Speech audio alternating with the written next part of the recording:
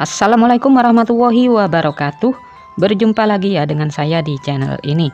Apa kabar semuanya? Semoga selalu sehat, dilancarkan rezekinya, dimudahkan segala urusannya ya. Amin. Nah, di kesempatan video kali ini saya akan berbagi informasi terbaru bagi keluarga penerima manfaat KPM PKH dan BPNT. Nah, kita sudah ketahui bersama bahwasanya proses penyaluran bantuan PKH dan BPNT tahun 2025 untuk tahap 2 ini tidak lama lagi akan kembali dicairkan oleh Kemensos. Para KPM PKH dan BPNT yang masih menunggu-nunggu pencairan untuk tahap 2 di tahun 2025 ini harus mengetahui informasi ini. Dan ini terkait jadwal terupdate penyaluran bantuan PKH dan BPNT tahap 2 yang harus diketahui oleh semua KPM. Kira-kira mulai kapan uang PKH dan BPNT tahap 2 akan kembali dicairkan? Kemudian ada 4 himbauan instruksi penting dari pusat bagi kalian KPM PKH dan BPNT yang harus bisa dipahami lagi, agar uang bantuan PKH dan BPNT tahap 2 nanti ketika dicairkan ini tidak berkurang lagi cairnya ya. Dan berikut kabar terbaru informasi terkait jadwal pencairan PKH tahap 2 dan BPNT tahap 2 tahun 2025. Dan ada 4 himbauan instruksi penting dari pusat yang harus diketahui.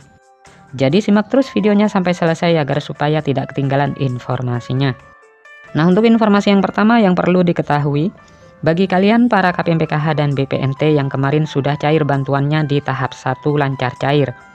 Ya, walaupun ada KPM PKH yang cairnya berkurang tidak sesuai harapan, tetapi tetap disyukuri saja.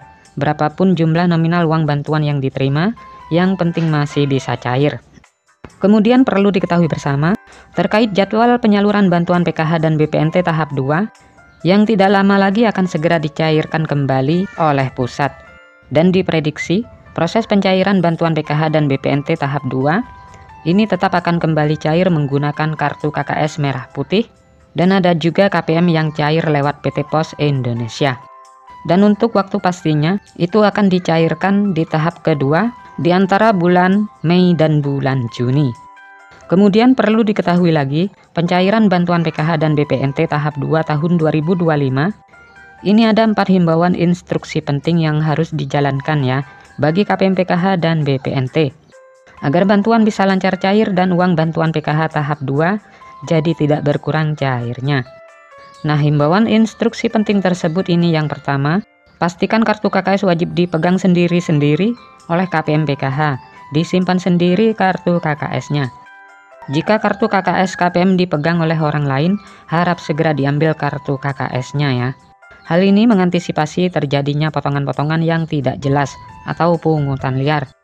Dan hal ini tentu merugikan penerima manfaat PKH ya, agar supaya tepat sasaran dan tidak disalahgunakan.